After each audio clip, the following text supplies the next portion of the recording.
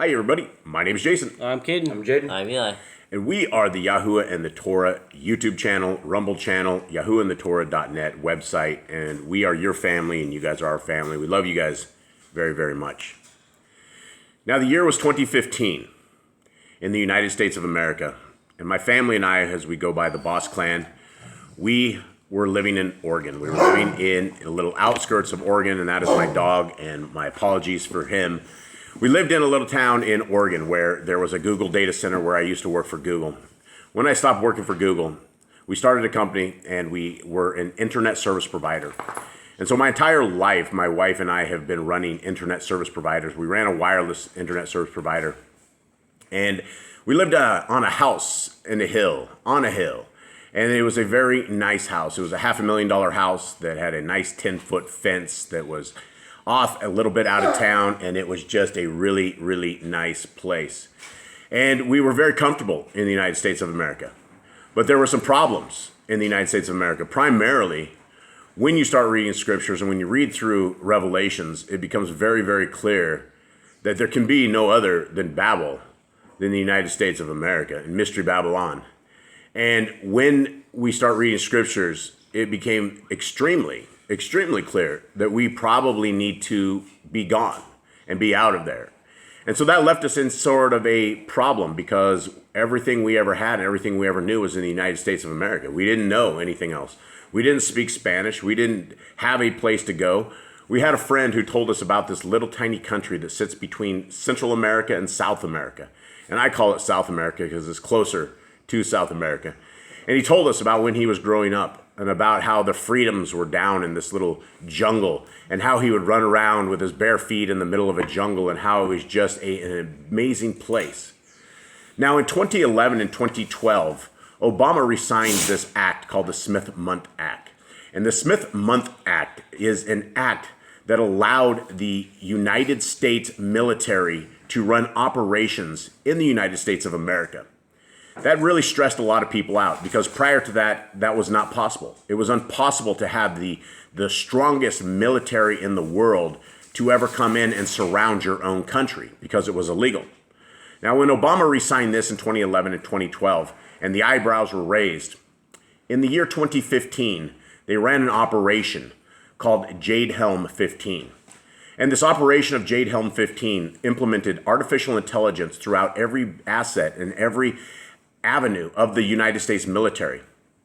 And what this allowed them to do was to monitor everything in real time, from every cell phone communication to every chat to everything that as you type it, as you hit enter, it goes into massive supercomputers and it goes and is compiled and it is put down to the United States military to where they are able to run operations real time. And if somebody's sitting there trying to attack the U.S. in any facet of any place in any part of the world, they will absolutely know. So they ran this operation called Jade Helm 15, where they brought in billions of dollars of military assets all across the U.S.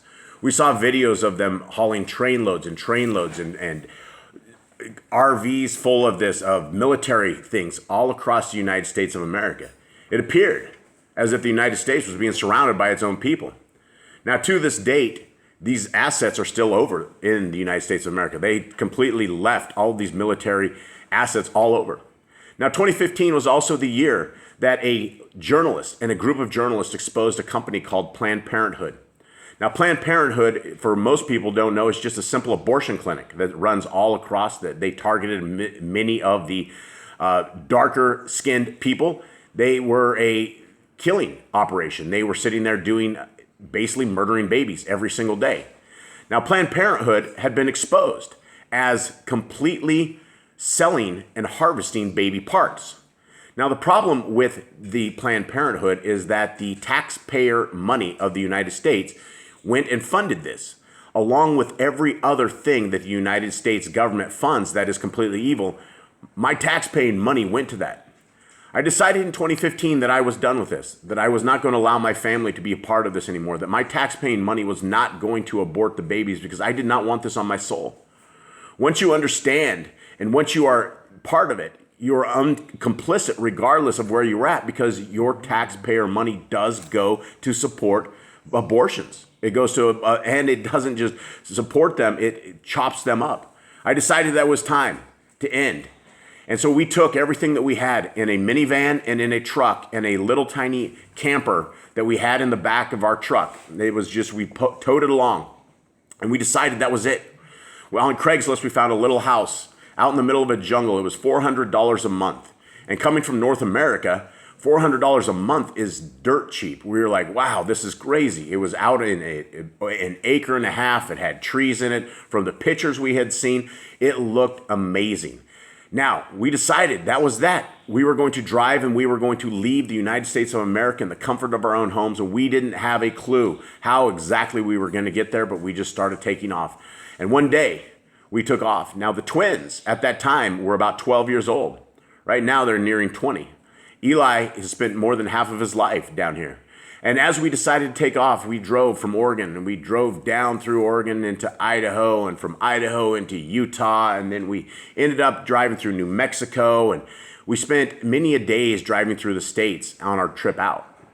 Now, I remember we were in a little town in Texas the day before we decided to go over the border, and we had no idea, because everybody in the United States has been held down with propaganda that Mexico is full of drug cartels and full of crime, and all the Americans are getting killed here and there, and you won't make it. You can't make it through Mexico. Nobody wants to drive through Mexico. You better just fly, because that is a place you don't want to go. And that is the propaganda we heard all our life. But we had no other option, because we had a giant pit bull named Rock, who was our beloved pit bull at the time. And we had a little dog, and we had a cat, and we had our boys. So the boys were in the van with Nicole, and we're driving, and it's the dawn of the day that we decide to head into Mexico. And so we drove from this little itty bitty town right across the border. And as we're going through this Mexican checkpoint, as this place entry into Mexico, they had us go through this high-tech scanning system. That was a place they were supposedly, I guess, scanning for drugs or scanning for it. But I told them, I said, I don't think my trailer is short enough to make it through this. And they're like, no, just go. I'm like, okay. So as we get through the first little checkpoint, we're trying to exit out of it, and the back of my trailer hits one of their little pylons and rips the back of my trailer out. I didn't know what to do. I told them, I said, look, I told you guys we were not going to be able to make it through. This little tiny Mexican guy with this little tiny toolbox and a little tiny drill runs up to us and takes some screws and starts screwing my trailer back. And that is the very first entry that we had into Mexico. And as we drive through Mexico, we decided and learned immediately that our Verizon phones no longer worked. We didn't realize that Verizon wasn't supported in Mexico at that time, and that you had to have special kinds of plans to ever even make it. So all of a sudden, we lost all of the GPS and the tech that we were accustomed to, and we started going through Mexico. We had a lot of fear. We didn't know what to expect. And I remember that as we started driving along, it was a beautiful country. It was something that we never ever thought it was going to be. But we were lost. We were very, very lost. And the closest thing that we started doing was looking at our GPS on our cars and just heading south. We knew we had to go south. And so we spent days and days in Mexico. And one of these towns in Mexico, and if you've never been to Mexico, it's a great place to be, but you got to be very careful. Along these roads in the States, we have these things called speed bumps. And everybody knows what a speed bump is. You go slow over them, right? Well, in Mexico, they have these things called tumulos. Now, the tumulos are about 3-4 times bigger than a speed bump. And the tumulo is out of nowhere. They are unmarked. You don't have any idea where they are going. And the entire way in Mexico, out of nowhere, you would hit these tumulos, and you would be going along. You'd be going at 40, 50 miles an hour, and we had two-way radios. And I yelled at my wife, "There's a tumulo!" She had to creep over these things. I had to go as slow as I can. Well, one of these was out of nowhere, and it hit it hit the truck, and it broke the hitch off the travel trailer that we had in the back, which had basically all the stuff we had. Everything we had was in that. And it took us to this little tiny town that we have no idea even to this day where we were at, but a little tiny town that spoke no English whatsoever, and we're a bunch of gringos that speak no Spanish. And so we pull into this place with our trailer dragging on the ground, and we go through this little town, and we find one guy that kind of speaks a little bit of English. We figure out how to possibly get this welded up. And as the day is around noon, it's noon in this town. And this town, we find out, is there's no cops in this town. The cops have all been either killed or have been taken away. They said it was El Chapo's town. So we're like, okay, well, this sounds somewhat dangerous, but here we are. We need to get our trailer repaired. We have to get back on the road. We're on a drive. And so as we begin the sun is going from about noon, it goes to about 3 o'clock. We found this little welder guy. They bring this thing over there, and it is something out of a sideshow, no doubt. And so he's trying to weld this thing, and it gets down to around 4 o'clock, 5 o'clock, and the sun is starting to descend. And as we're at this gas station, there's a car that starts to come in, and they put the lights on us. And there's another car that comes in, and they put the light on us. There's another car that comes in, and we start to get surrounded. And we tried to find out what exactly this is. And they said, well, this is El Chapo's town. When the lights go out, it's fair game. Everyone's fair game. And so we didn't know what to do. This is we're 5 people in a town in this middle of Mexico. We had no idea what to do. And so we took everything that we could possibly strap onto our truck. We took everything we could possibly load up into our van. We had a couple of mattresses for the kids. They went on top of the van. It looked like Sanford & Sons beyond, and we took everything. We left the trailer there. We told the guy that was helping us, I said, hey, here's a gift to you.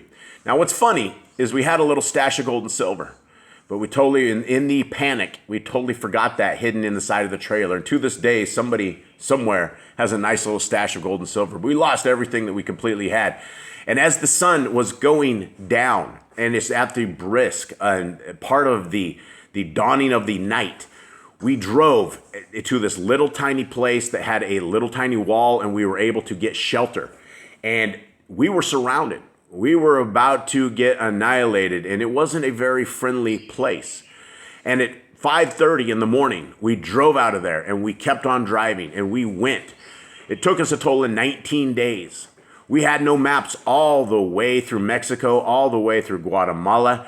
In fact, we were so lost. We exited Mexico through the wrong place. And in fact, if you don't know anything about third world countries, it's not like the US that has stops and things here and there. We accidentally exited Mexico into Guatemala, and we ended up trying to exit Guatemala without having been stamped out of Mexico. So we had to go back. We had to pay off a bunch of people with a bunch of money to get things redone. But because we were so lost, we missed the borders, we missed the checkout points, we missed all of this. And in fact, as we were going through Guatemala, which is extremely beautiful country, very beautiful, a lot less wild and rugged than it seems like in Mexico. In Guatemala, we were so lost that we ended up in the middle of a jungle where there were no roads. In fact, we ended up, there was almost like the Rio Grande, there was a giant river, and there's no way for vehicles to cross, except if you get on top of a little tiny platform with a tiny 25 Rudd motor. And basically, we had these guys we paid them $50. They had their machetes out. We had no idea what we were into. They pulled both our truck, and our van onto this little platform, and we floated across this crazy river. And then we exited this dirt embankment where there were still no roads. And we continued on. And we did this for a total of 19 days. And when we finally reached our destination, we were so tired. We were so sick. We drove and we drove and we drove, and we finally found highways. We finally found the things that we were going. But in Mexico, you'd be driving along a highway, and the highway just stops. The highway stops. There's roadblocks, and it goes off into the edge of like a canyon. So in our adventures, there's something that we had that we always will look back upon. And we had the hand of our Creator that took us, and He took us out of there. And He survived, and we were able to survive. And He took us and He led us out of North America, out of Babylon. And He gave us, and He put us into a little world that we didn't know. Now we live in a world where my kids all speak fluent Spanish. We can all get around. We all understand the lingo. We all understand the world around us. But we didn't understand that. And we had to take a leap of faith. We had to do what most people would not do and couldn't do. And our Creator was able to take us and to save us and to bring us into safety. And that takes us into our lesson for today. And the reading in the scriptures is the first part of this right here, is in Deuteronomy 1 through 3. 1 through 3 and 26 through 29. Then we turned and went up the way to Bashan. And Og, sovereign of Bashan, came out against us, he and all his people, to battle at Edrei. And Yahuwah said to me, do not fear him, for I have given him and all his people into his land, and his land into your hand. And you shall do to him as you did to Sihon, sovereign of the Amorites, who dwelt at Heshbon. So Yahuwah, our Elohim, also gave into our hands Og, sovereign of Bashan, with all his people, and we smote him until he had no survivors remaining. Now, on chapter 20, verse 26 here is where it continues. But Yahuwah was enraged with me for your sake, and would not listen to me. And Yahuwah said to me, enough of that. Speak no more to me about this matter. Go up to the top of Pisgah, and lift up your eyes westward, and northward, and southward, and eastward, and look with your eyes, for you do not pass over this Yarden. But I command Yahushua, and strengthen him, and make him brave, for he shall pass over before this people, and causes them to inherit the land which you see. And we dwelt in the valley, opposite of Bet Peor. Now this lesson for today is called In His Hands. Now, if you guys are reading through your scriptures in a year, today's reading is Genesis 7 through 9 and Matthew 3.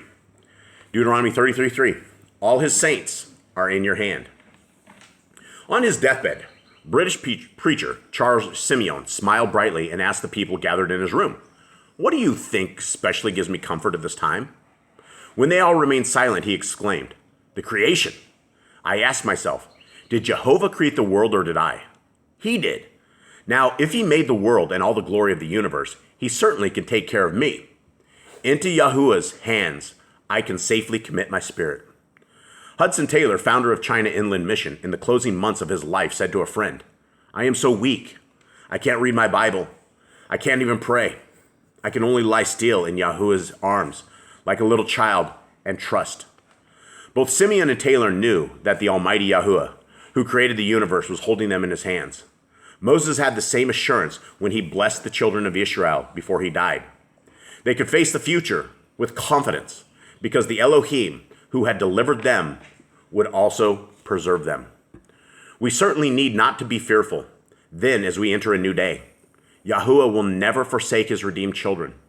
We can rejoice that our great Creator holds us in his hands, and that's true for every child of Yahuwah.